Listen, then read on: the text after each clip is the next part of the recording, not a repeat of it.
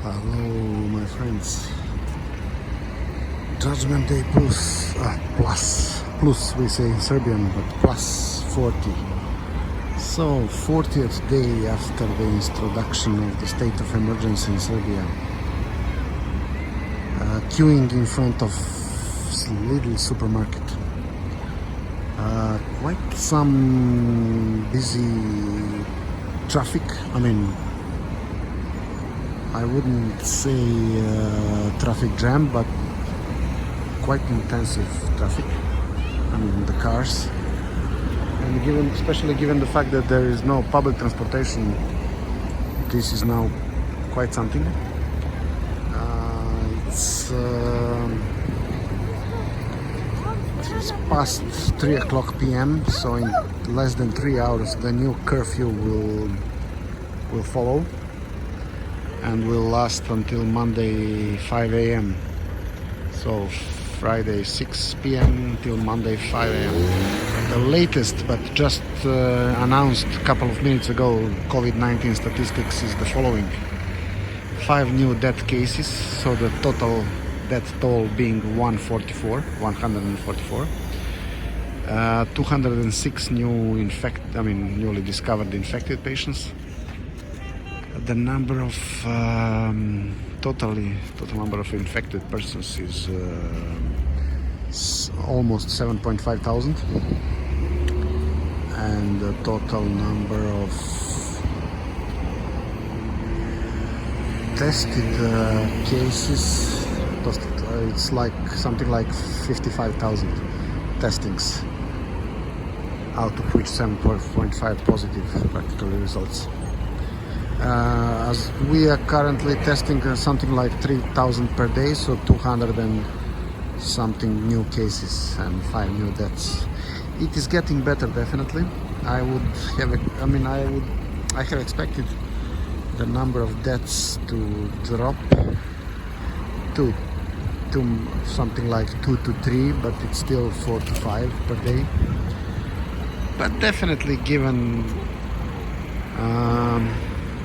the fact that the number of total persons currently using respirators, the artificial breathing, is less than 100 and down from 130 and something in the past.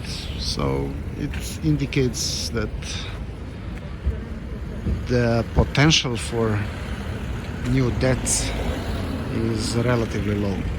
I say relatively, of course. So even if we say that 30% of the current users of respirators are not going to make it,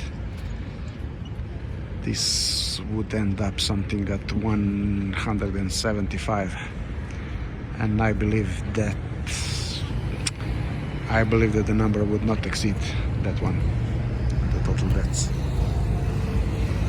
As I said, busy streets of Vojislava Ilića leading to Plavi most.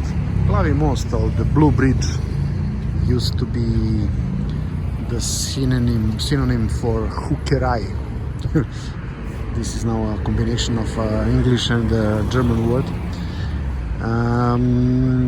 There were some, let's say, hookers, or as we say, friends of the night. Prijateljice noći, we say in Serbia. But not, at least I think so, not anymore, because I never spotted any hooker there even at the time when this was called the hooker's place. Contrary to the so-called Picin Park next to the Faculty of Economy, next to the main railway and bus station in Belgrade. But because due to the fact that Faculty of Economy was my faculty, so I was witnessing, although the quality of hookers there was steiga, we also say, was quite low. At least from what I could see during the day when I was visiting the faculty. I don't know whether it was changing during the night or not. This compared to Reeperbahn in Hamburg, where I also spent some time, some 6 nice months of my life, is really, how to say, not to be compared. Not to be compared, because at Reeperbahn you can see, even, I mean, at this the street of red lights, I mean, the Ludwigstrasse, if I'm not mistaken, there is really everything to see, from true Barbie girls, but really Barbie girls, I mean, to something that we would call trash here in Serbia. But these, the ones that I was seeing at Picin Park of Staiga, I mean, here in Belgrade, are even below that trash. I can never forget a saying, actually a comparison that made by a friend of mine, Baki, who said once, trying to describe me, the quality of one lady. He said, look, you know that my criteria are very low, almost non-existent, but trust me, even I wouldn't go for that one. So you can imagine then. Yeah, what else? Yeah, we are in front of the possibly the last curfew over weekend. I mean, the last weekend with curfew. Possibly, I said. There were some, because some of the measures have already been softened. Like the elderly people now have the opportunity to go out 3 times a week. Tuesdays, Fridays and Sundays from 6 p.m. until 1 o'clock after midnight. Half an hour. Up to 600 meters from their homes. Plus that Fridays they also have the opportunity to shop early in the morning from 4 a.m. to 7 a.m.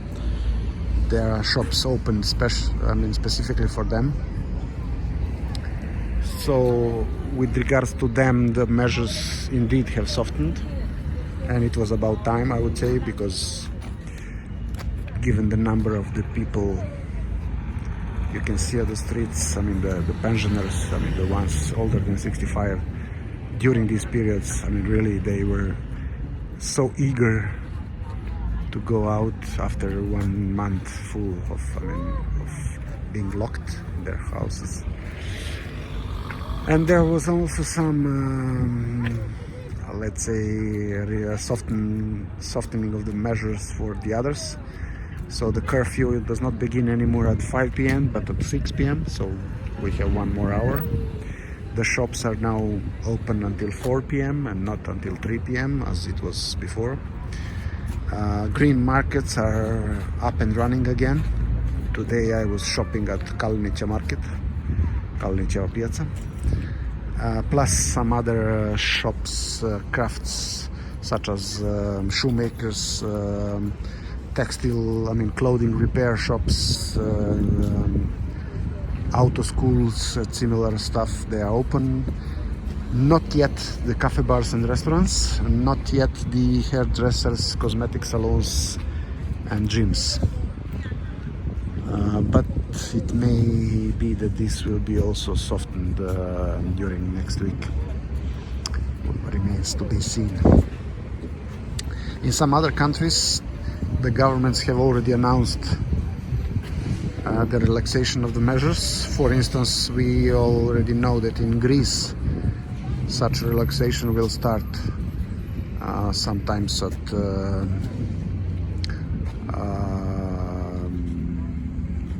not at the beginning, but sometimes at the second decade of May. And apparently the tourism could restart sometimes at the mid of June, hopefully. Because as you know, traditionally many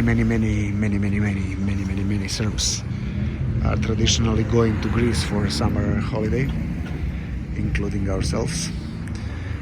So I believe that Greece is definitely by far the largest, the destination number one as far as the Serbian tourists are concerned. Used to be Montenegro, but not anymore. I mean, for years now, not anymore. However, Montenegrins are still quite dependent on Serbian tourists. The second largest tourist group in Montenegro are the Serbs, after the Russians.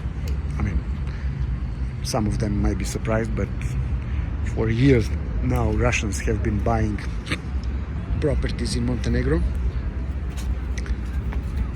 At some point of time, more than half of all properties sold went to Russia. I mean, they didn't go, but they went to Russian ownership. What else could be of interest? Aman. Aman is the very interesting retail chain. Started essentially from scratch some years ago. Now developed into a quite a respectable chain. I mean, retail chain, owned by I believe a Libyan guy or something like that. They have been focused on very low purchasing power population, but over time they have evolved a bit. Still, this is the main target group, but for instance, this location here is now their head office. It used to be the head office of the Interex, the French chain that withdrew from the market, and it was exactly Aman who bought them.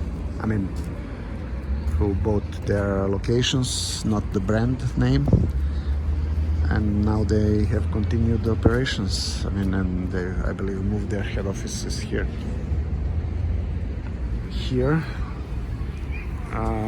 you see the gray, after the sign of Lidl, the gray tile building. This will be the location of the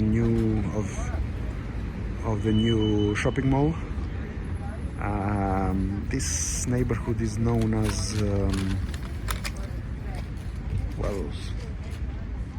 Denkova Bašta. Denkova Bašta is essentially more up, but yeah, that's essentially it. Or Učiteljsko naselje is more to the right. This is been built by Delta, Mišković Delta. How would I say? Delta Group.